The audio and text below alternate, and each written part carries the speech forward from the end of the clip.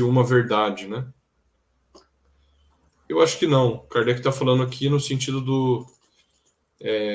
eu vejo mais no sentido do respeito da prática, com relação aos direitos, por exemplo, dentro do nosso Estado democrático, todos têm direito a cultuar o seu Deus da maneira que bem entender, né? Então, nós não deveríamos... como que eu vou dizer? Nós não deveríamos, de forma ostensiva, tentar coibir que as pessoas pratiquem a sua fé da maneira que elas entendem, né? Nesse sentido, eu acho que que Kardec está falando do respeito a todos os tipos de cultos, né? Agora, de tentar coibir, eu estou falando da prática. Agora, nada impede de cada um ter a sua opinião e ter a gente tem a liberdade de pensamento, de discordar. Então, por exemplo, o Espiritismo defende o monoteísmo, de que existe um Deus só. Se alguma cultura ou algum grupo tem uma crença politeísta, de que existem vários deuses, o Espiritismo vai discordar. E nós, enquanto espíritas, vivendo num Estado democrático, temos o direito de expressar a nossa opinião. Então, eu tenho o direito de falar, olha, eu acredito que exista um Deus só. Eu sou monoteísta porque eu sou adepto do Espiritismo e nós temos esta crença. Eu falar da minha crença e consequentemente, a crença do politeísmo, na minha visão, é equivocada, não significa que eu deva perseguir, coibir a prática do grupo que é politeísta. Não, eles podem usar os canais deles, os meios de comunicação deles, a igreja deles, etc., para dizer que existem vários deuses e que a crença politeísta é a verdadeira. Eventualmente nós podemos debater, vamos dar argumentos, etc. Eu acho que isso faz parte. Eu acho que não há nenhum problema com relação ao relativismo quanto a isso. Acho que a gente pode e deve, e aí o Espiritismo não é, né, relativista nesse sentido. A gente tem essa clareza aqui, tanto é que nós já falamos sobre o problema do relativismo aqui, né, no nosso estudo. O Espiritismo defende que existe uma verdade. Essa verdade ela é absoluta e universal, ela não é relativa à cultura. Existe uma moral que é correta, ou seja, o princípio de não matar é melhor do que o princípio de matar. E assim, sucessivamente, a gente vai deduzindo os outros princípios, ou seja, existe uma moral que é boa, que é correta, que é melhor do que outras. E o fato de nós afirmarmos isso, expressarmos esse nosso pensamento com o discurso e defendermos esse ponto de vista, não significa que a gente está infringindo o direito de outros, desrespeitando o direito de outros que pensam de maneira diferente. Enquanto está no plano do debate, cada um expressando suas opiniões, eventualmente dando argumentos, não vejo que isso seja uma contradição com esse respeito que Kardec está dizendo, né? Todos são irmãos, deixando as diferenças de lado. Então, é um problema delicado esse, né? E que hoje em dia a gente tem muita dificuldade de lidar com isso.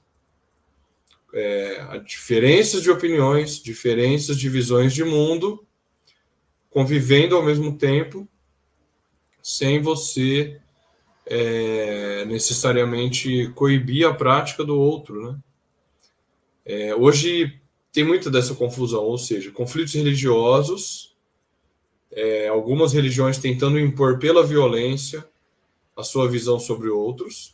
Esse é um lado extremo de um erro. É um lado extremo do erro, né?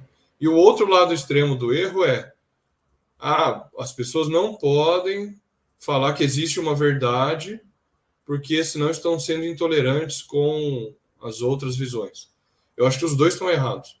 Eu não preciso usar da violência e tentar coibir a prática de quem pensa diferente de mim, mas eu posso pensar diferente e dizer que o outro está errado, porque é a minha opinião. a gente está expressando o nosso ponto de vista. Esse segundo erro que eu comentei, do lado de cá, né, é muito comum hoje. As pessoas acham que porque você discorda, porque você diz que o outro está errado, você necessariamente está o desrespeitando ou sendo intolerante. Isso é um problema grave. Nós não podemos confundir intolerância, desrespeito com liberdade de expressão e de opinião, né? É um tema muito delicado que hoje está em alta, gera conflitos dentro da democracia. Quais os aí falando já mais próximo aí da prática do sistema político onde a gente vive, né? Quais os limites da liberdade de expressão, etc. Esse é um problema para a política, né? Não é um problema do espiritismo. O espiritismo ele defende muito claramente a liberdade de expressão e o respeito. Eu acho que essas coisas não são opostas e nem a gente cai no relativismo defendendo isso. Mas enfim, eu acho que essa é uma dúvida que surge justamente porque a gente tem essa dificuldade hoje, né, de opiniões divergentes não estão desrespeitando o outro, necessariamente. E hoje as pessoas confundem muito isso.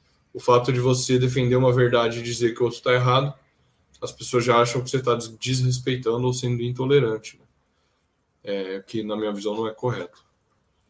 Mas, enfim, me ajudem aí, se vocês quiserem comentar também. O Mikael colocou aqui até outros comentários, né? Mas o diálogo ecumênico não implica em relativismo, né? Várias crenças podem dialogar discordando, né?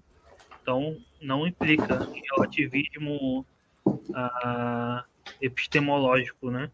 E a questão é que o espiritismo respeita todas as religiões e diz que fora da caridade não há salvação, né? Ou seja, o espiritismo não coloca que fora do espiritismo não há salvação, é fora da caridade, né? Então, se uma religião direcionar para a caridade, não importa, mesmo que ela contenha alguns erros, né? Aquele espírito ainda vai ter uma boa vida futura, né? Não é como outras doutrinas que ensinam que só no catolicismo a pessoa tem salvação, você não vai para o inferno. Só na igreja, ou só na igreja evangélica, enfim. Então, mas isso não implica no relativismo, né? Tanto o Michael coloca aqui,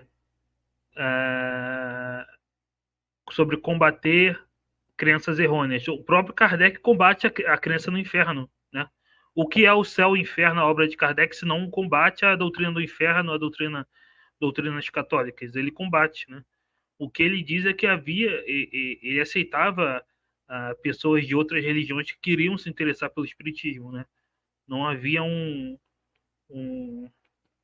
não havia um espírito de anátema, né? Em relação a pessoas de outras religiões, né?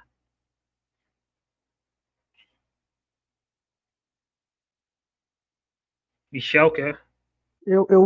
Primeiro eu concordo, concordo com os pontos que vocês colocaram, né? Se eu for trazer aí na minha parte algumas reflexões, tentando começar, vamos tentar começar de algum ponto. Primeiro que eu acredito que